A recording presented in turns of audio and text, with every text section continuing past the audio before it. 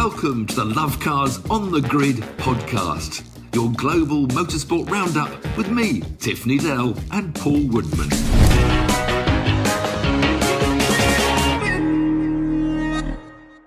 Welcome to Lovecars on the Grid, where today we're looking forward to Christmas and we're suggesting who of the 24 drivers that made a Grand Prix start in 2024 are going to have the happiest Christmas looking back at their seasons. Tiff's created his list, and I'll mostly be likely to be disagreeing with him, but where do we start? Tiff, where do we start? It's a bit of fun. Who's not very happy?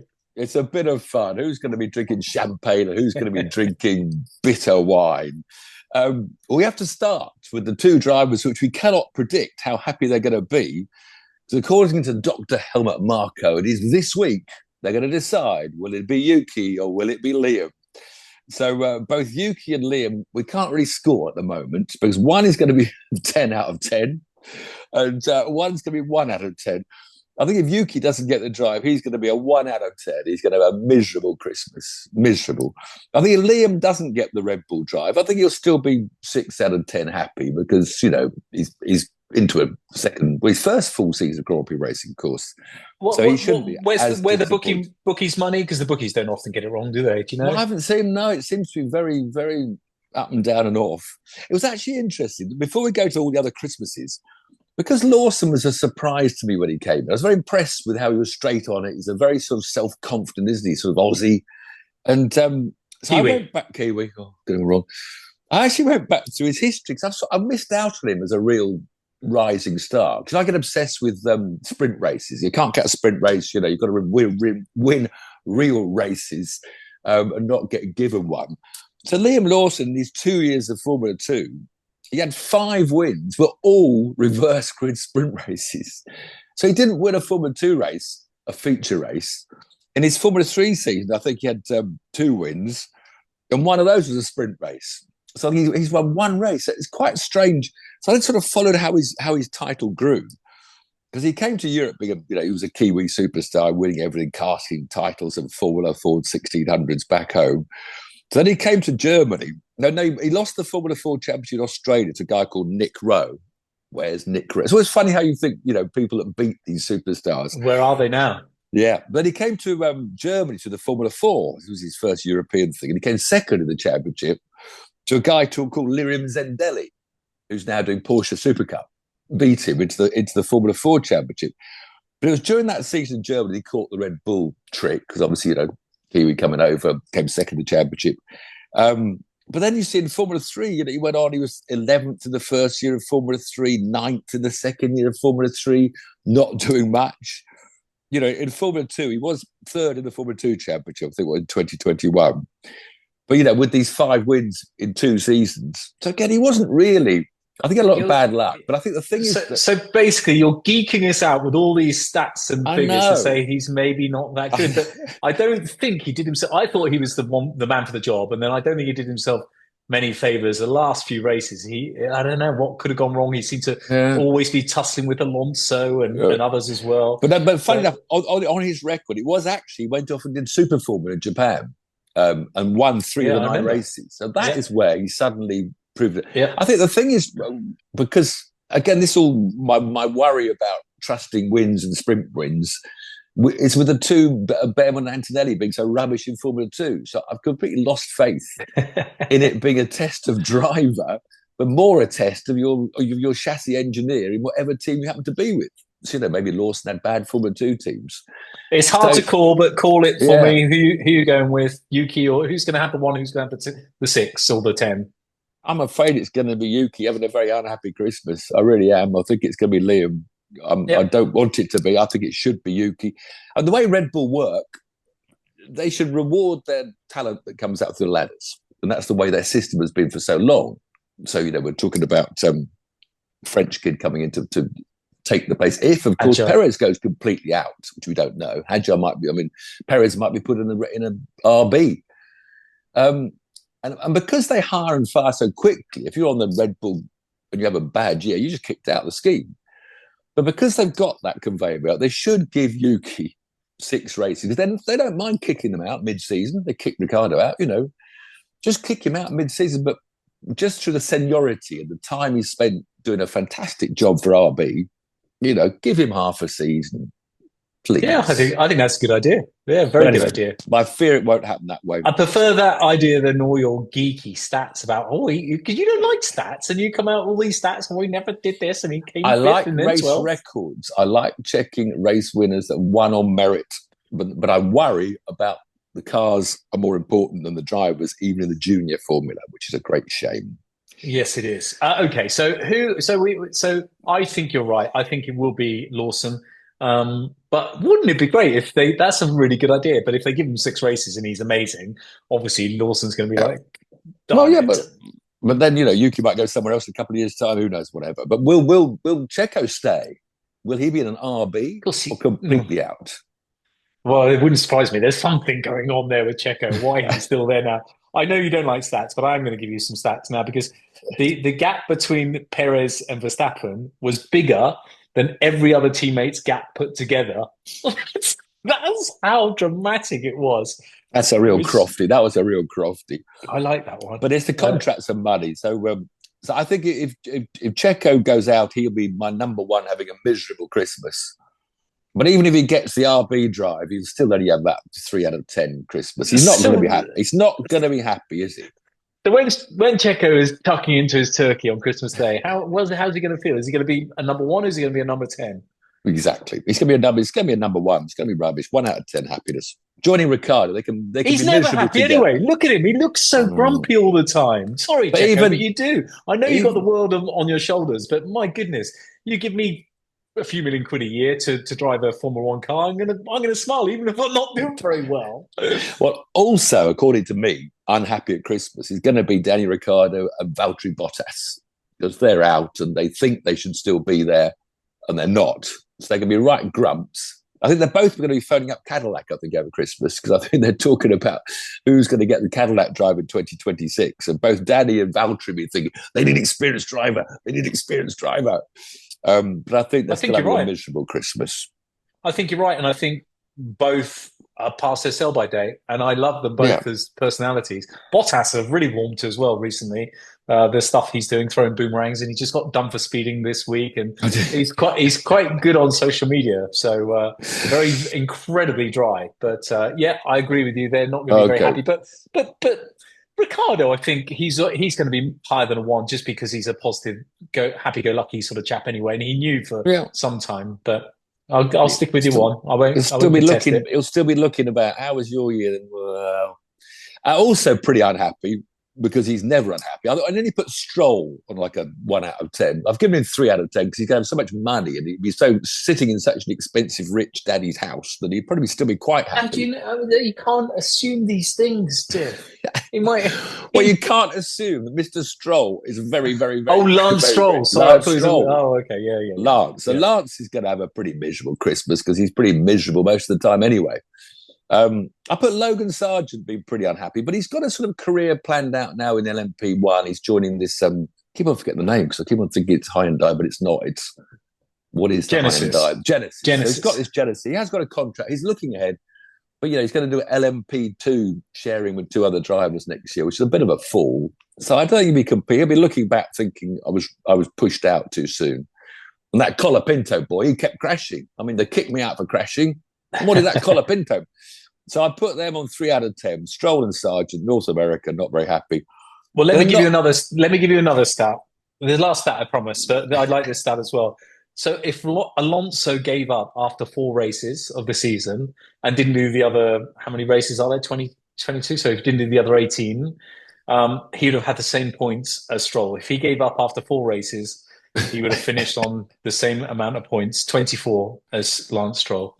That's got to make him unhappy. I would have put Ricciardo above those boys, but there you go. I'm happy so far. Let's see what you got for who's 4th most unhappy or happy. 4 out of 10 is Colapinto. He's going to be looking back, thinking, I was there. I was the chosen kid. I was going to be in a Red Bull. People were talking about me in a Red Bull. Okay, I hit the wall a couple of times and I wasn't quite as quick as Alex, and once we got to tracks I didn't know, but I didn't know the tracks. So I think he's going to see it I don't know where he's going to go next year either. I mean, he's still got a lot of credibility within the paddock, and he'd probably get a reserve drive slot somewhere. I don't know, is he still with Williams as a reserve? Have they got the contract on him? They do, don't they? Because they have this contract. Because Red Bull are going to have to buy him out, won't they? Yeah. But he won't be very happy. But that first race, he was just lightning. He was mustard. He was faster than Albon, and I think he was faster. I'm careful. I'll have to stat you. I'll have to go and check out. I think he was very close to Albon. I think he was a tenth behind. I don't think he ever qualified. Oh, sorry, Alex.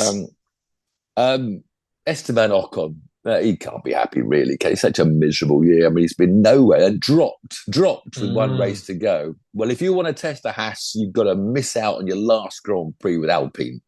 So why is he fourth? He's going to be 1 or 2 for me. Ocon's going to be 4 out of 10, not fourth. Yeah, that's what I mean. But 4 out of 10. 4 out of 10. For me, Ocon will be one of the unhappiest, if not the most unhappy out of the lot, because he's still young. He's still got it. But he's got a seat. He's got his Haas drive, hasn't he? You know, it's going up there. He might be checking out Ollie Behrman's statistics, facts, thinking, oui, monsieur, mais peut-être que le petit Behrman, c'est un problème pour moi. But he's not be happy. And also down at only 4 out of 10, because he's never happy, is that flipping Fernando Alonso. I'm sorry, Fernando. If you're not winning the races and being interviewed by the press, you'll make up a story to get yourself in the front page, be upset by Liam Lawson, you'll be upset, moaning about your car. He's a Spanish icon, a hero. He thinks he should have been 5 times world champion, he thinks. He thinks he should have won more than anybody else. And he just got bad luck with his team choices. And he's taken the money out of Mr. Stroll's back pocket. So he's sitting on many millions of pounds and a future. Good for him. That's what I say. Good for you, Fernando. Muchas gracias. Is he happy?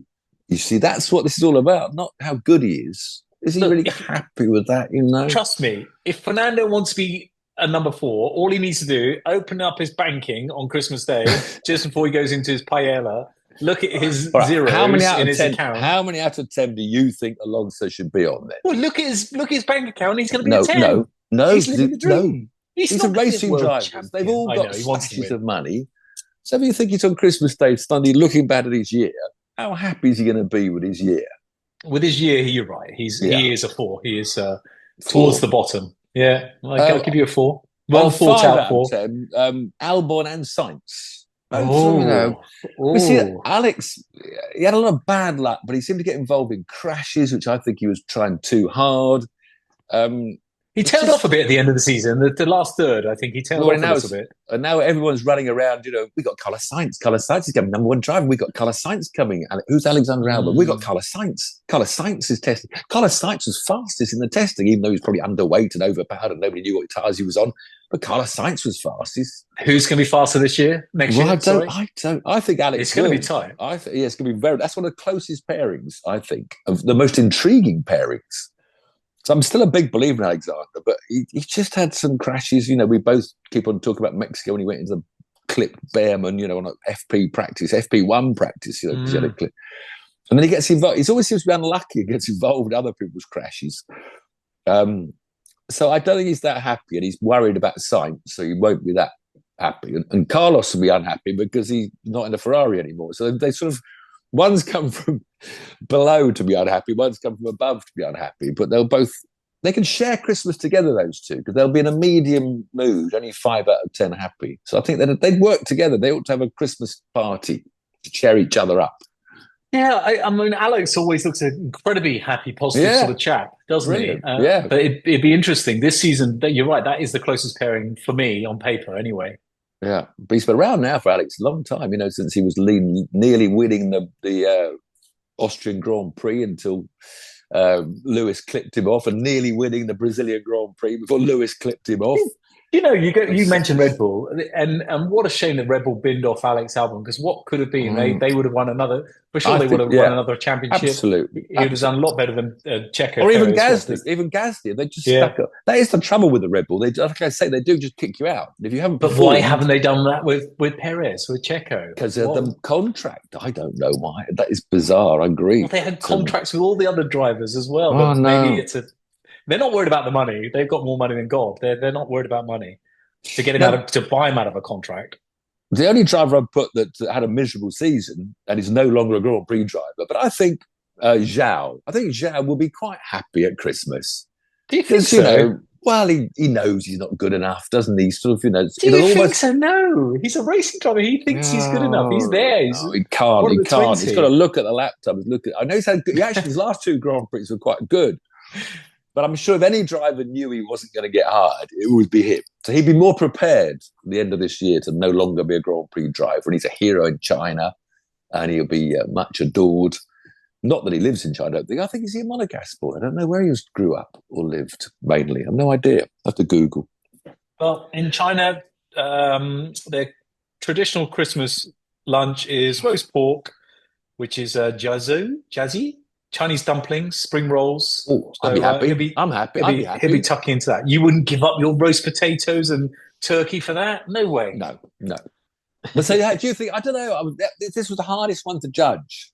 Do you think he's going to be less happy than that then? He's not going to be happy, is he? He wants to drive in Formula One. I know, but how unhappy is he going to be? I put 6 out of 10 happy. I would say why would he be 6 out of 10? Why would he be happier than Alonso, Colapinto? Why would he be happier than Colapinto? Colapinto, I don't know. I just had this weird feeling that he kind of knew. He kind of knows he's not going to be a world champion. So he kind of knows, he's got that far. And maybe, he wants a change in the world. But I'm probably completely wrong. But I would have anyone that's leaving, I would have them a 1, 2, 3 type of, not a 6. All right. Poor old Zhou. Who have you got 7? Well, 7 out of 10. A couple. Now this is quite happy. This is sort of mince pies and champagne and truffles. And, pretty happy. Yeah, maybe preferring roast beef to turkey, but having them turkey. So slightly unhappy because he wanted turkey. I've paired Gasly and Russell. Russell probably been the most controversial. Hang on, Where's Hamilton? Well, he haven't got there yet, obviously. So he's above. He's happier. Obviously, Lewis is happier than George. Okay. Wow, that is contentious. Give me your reasons. Because of this sort of prickly side to George that's arisen with the Verstappen affair. That Max is pointing out he can be happy on the outside, but inside he's a bit of a diva, and he could upset easily. And I sort of feel that he'll be thinking a lot about next year and last year and sort of getting ahead of it. He got a kid coming in. How good is that? I don't want to be embarrassed by his Antonelli child. How fast is he? And he'd be worried about the car a lot. So he won't be able to relax without thinking, will the car be better? And will Antonelli be good? And will Max knock me off and kill me at the next corner by crashing into me? And he just thinks a lot. So I just think he can't relax. He's not going to be someone that will relax enough at Christmas. Because he's going to spend 70% being happy, but his mind won't be able to get off what's coming. Will the Mercedes be any good this year? We were so blue, hot and cold. I do think he's I think he's a little bit sensitive, and I don't think that's a bad thing. I think he's a bit sensitive, but I don't know what their personality's like away from the racetrack. But I think he'd be a bit happier than that. I think the fact that he beat the 8-time, 7-time world champion Lewis Hamilton, the greatest of all time in a season on every single head-to-head there is. But then he went round the outside of me. The last corner of the last lap of the race, Lewis went round the outside of me and embarrassed me, made me look stupid. Yeah, see, that's the way he'll look, and Lando's a little bit like that as well, isn't he? Yeah, so I would have definitely put Russell ahead of Hamilton, even though Hamilton is going off. And that Mercedes, I tell you, don't write them off next year. Mercedes. Yeah, they got more wind tunnel time than the other boys in front of them. They'll don't write them off. They're going to be there. And I would say George will definitely beat Kimi next year. No question about that. George, he's done well. And what about Gasly? Why Gasly? Why is he unhappy? He's always a very happy man, actually, Gasly. I've met a few times. He's really, he is. He hides that well. I've met him as well, and Ocon. And they were both lovely. But on the racetrack, it's so hard. Changing the subject, I'm so sorry, but Ellen Haaland, footballer, that Tiff and I like football, and he put something on his social media and said, I'm not putting anything cross, because you can't say anything in this perfect world these days. So I get it with these guys. It's so hard for them to, lighten up and to be their own sort of person because we're all judging them all the time, every single thing they do. It must be so hard for them. But he doesn't come across as happy, Tiff. Well, he's a nice lad. But it's just that he's with Alpine again, and it's all changing to be a Audi. Is that the right team? Cracking up. No, they're still going. Who's with him next year? Hulk. Yeah. Yes. It is, yeah. But their engine's going and they're going to go back to Mercedes. But he's just been there now. He was in the Red Bull. He was a super rising star. He's had another season, bashing around in the midfield and probably doesn't believe that, of course, he's been doing, isn't he? Doing. It's going to get any better next year. So I have that feeling that, oh dear, la même chose l'année prochaine, poof, midfield, battling, not getting anywhere. And the team shutting down the engine department. And so I just don't think he'd be completely happy looking back at his year. Too much up and down the grid and looking forward to more of the same, without a great breath of fresh air. So, yeah. Yeah. Do you think he'd be happier then? Or do you think he'd be even worse off, do you? No, I think that's about right. I think he'd be pretty happy. Pretty happy with his year, and he's still got to drive, and they binned Ocon, and it was kind of very even at that time when they announced they're bidding Ocon instead of him. In fact, Ocon arguably had the edge on him at the time, but marginally. So yeah, I think he'd be pretty happy tucking into his escargot and frog's legs. Well, I've got a bit. Is that what they have? I mean, racist. You can't assume he's having escargot and frog legs. No, that's what I've had in front. They call us le roast beef. Do you care that the French call you le roast beef? No. I couldn't care less. Americans call us island monkeys. Island monkeys, brilliant. They call us. Brilliant. Good for them. Or is that the Germans? The Germans call us island, not the Americans. They call us limeys, the Americans. That's I know. That's the Germans call us island monkeys. And they got a thing about the Boston Tea Party. The Americans got a real thing about the Boston Tea Party, and we're like, what? 8 you out win of some, 10. you lose some. We're getting to the happy drivers now. There's a huge group I ended up with 8 out of 10 happy. Starting with Lewis. I think he'd be, now it's all over, it's behind him, he'll be looking forward, he'll have all his red. How can he be happier than Russell? He's just got schooled by Russell in the same car. Because he doesn't have to try too hard next year. He's all on the way out. It's just cruising along, man. I'll be doing some music. I'll be checking out my red wardrobe, man. And I think, he probably like the fact he's off of Mercedes, the pressure inside Mercedes to be Mercedes number one all his life. I think Lewis is going to be pretty happy with how it's ended up. Because that leaving Mercedes was so traumatic and he had such a bad up and down last few races. But now he's finished off overtaking George. He'll be spending Christmas lunch repeating. So I saw George ahead of me and he tried to defend on the inside, So, man, I just sent it down the outside, held on the outside and took that fourth place. So I'm sure at the Christmas lunch that story will come out quite often. I think he'd be very chilled at Christmas, Lewis. Very chilled. I'd have George above Lewis any day of the week. Nobody wants to lose their teammate in a season. Wherever you're going, whatever you're doing, nobody wants to lose your teammate. That's the only real barometer of talent, I think, especially over 22 races or 24 races, whatever it is. But then you see Leclerc's only going to be 8 out of 10 as well. See, Charles is now looking over at Lewis, telling the story about what he could have and should have done better, I think. Yeah, and he'll be worried about Lewis, and Lewis I don't think he'd be that happy with this changeover going on, with the mass publicity, the cameras clicking.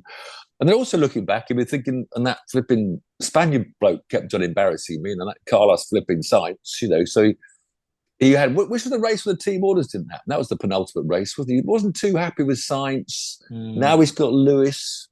And he's sort of quite a deep thinker. Was that Brazil? Was that Brazil? No. Can't remember. No, it was Vegas. Vegas, wasn't it? Las Vegas. Well done.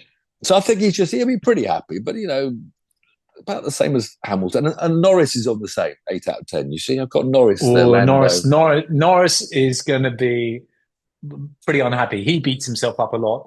He knows he should have done better. He only just... he got second place. Yeah, but he ended with a win and the constructors. Yeah, I think true. If he hadn't won the last race, he'd be like 5 out of 10. But I think because he finished on a high, and I think also he got ahead of Oscar. I think he sort of feels that he got it pretty much over Oscar towards the end of the year. Oh, big time. Big time. There's no So- comparison towards the end. Oscar had a little bit of a spurt mid-season, but Not that Oscar will be back, though. I think Oscar will be back because he's happier, according to me, because we'll come to that. He's happier than Lando. how's he got Oscar above Lando? Well, because I just think he's very determined, isn't he? But still just also 8 out of 10. Hulkenberg had a great year with Haas. He's now got a professional contract with Sauber, Audi. I'm getting confused, of course, with as I would earlier. I think Hulk will be very happy because he came back to the Haas, and he came back and been kicked out of Formula One. And he's got a nice contract with Sauber Audi. He's probably got a very nice Audi car. So I think he'll be having a very happy. But also, despite not driving next year, I think K-Mag will be just as happy as Hulkenberg. A bit like Zhou. He's been known it's coming. He knows how lucky he was to come back to Formula One. He's a huge fan of the sport. And therefore, he's now got this BMW contract ahead of him. So he's moving into Le Mans, places he dreamed of racing at because he loves the sport like his dad. So he's a real car. He's a proper petrolhead, K-Mag. So I think he's really enjoyed battling around the Haas this year. He's had some high lows and some highlights and high lows. So I reckon K-Mag will be pretty happy with life, even though he's leaving Grand Prix.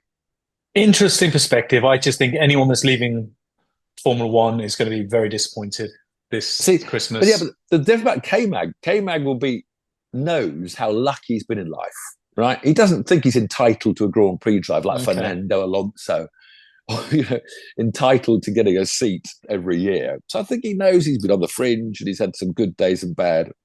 So I still think he's going to have a pretty happy Christmas. Okay, Mike, if you are listening, this is all very tongue-in-cheek. We're just having a bit of fun. and I really do hope you are happy. I don't think Tiff's right. I don't think you're going to be very happy. Now, almost completely happy. See, I wasn't sure about this. I put Oscar Piastri down.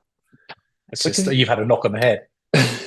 He'll be so unhappy. That was his first year, but he knows it was his first year at the front of the field. Rookie and year, stuff. won a couple of Grand Prix, 2 Grand Prix, 1 sprint, 1 Grand Prix, was it? I think, but he's so self-confident that he'll think he's going to do Lando next year. He's going to be. I see him the other way around. I think he needs confidence. I remember when we spoke to Mark Webber at Goodwood, he said that once confidence comes, and I think he needs to find a bit of self-confidence. So you think he's got it already? Yeah, I think he'll be on the beach surfing, happy. Along with Mr. Doohan as well, because, geez, I'm a Grand Prix driver. How lucky am I? So I got the two. How did that happen? Well, good two for Aussies. him, I've got the Aussies right. The 2 Aussies. His Formula 2 career, Tiff? Could join on the beach. Doing very good. But again, not big results. He had a period, but he did really well. And then he was going to be the championship contender in 2022 or something. And the team was rubbish. And so he had an awful, having been very promising rookie in 2021 or 2022, whichever year it was. He then sort of had a terrible year, but he had the deal with Alpine, who's the Alpine Junior. And so, he's eventually come through in the Alpine. Yes, Alpine, get it right. So, I think he's, because he probably thought for half this year he wasn't going to get the seat. It was going to go somewhere else, or, Sainz would go there, or anyone else would go there. So, I think the Doohans are going to be a very happy family with his motorbike dad down on the Bondi Beach. There are other beaches in Australia, I'm aware of that, but it's the one I'm thinking of. Surfers most happy. There are 2 people that are going to be the happiest Christmas. 2. Who's left? Oh, yeah, I do know who's left. So Max Verstappen. Yeah. Now, you've spoiled it now. You've given sorry. You should have not remembered. I haven't mentioned Ollie. So Max, he's on my list. Max, another great. And he'll look back at this, I think, with more satisfaction almost this year than the previous 3 championships. I think, he's taken the tough. He's beaten off the moaners, and he's still fought his corner. He hasn't backed away, and he still overtakes as he wants to overtake. But also, he's about to be a dad sometime next year. So I think it's going to be a very happy family at the Verstappens this year. And he's, of course, got the self-belief that he doesn't believe anyone's going to beat him in a Red Bull. Obviously, the Red Bull. He'd be slightly worried about the Red Bull. He'd probably be phoning up Horner on Christmas Day just to check that the staff are still working on Christmas Day to make sure his car's going to be good for next season. I don't think anybody will beat Max in a Red Bull next year. I don't. Yeah, I think he's just a phenomenal talent. Unless he loses his head. And when he starts, he's not very good at racing. He is bloody good at racing. What am I saying? He doesn't like the pressure. So if he's in the lead or he's got a fast car, that's why I say he'd be phoning up Horner to make sure. Hold on a minute, Verstappen family. Guarantee Horner will text him on Christmas Day. Guarantee it. Hey Max, just checking in. Merry Christmas. A Santa Claus emoji, parcel emoji. And then Ollie Behrman, I mean, just, because he's had this amazing, instead of just coming as a rookie, he's had the Ferrari race, he's had 2 Haas races. Wow. He knows he can match the top boys. And so I think the Behrman family is going to be a brilliant place to be. And you've met them, haven't you? You said they're lovely people. Yeah, they're a lovely family. He's got a younger brother that's about to do Formula 4, I think, next year, or just starting the Winter Series. So there's more Behrmans coming, perhaps. But I think Ollie's very relaxed. I think he's been so lucky that he's had those races to get into the mood. So I think he's going to be right on the pulse. And so who's going to be worried about him as his team? That'll be Ocon. Who's with Behrman? God, I get confused sometimes. You confuse me now. There's not Ocon. Ocon's gone. Gasly.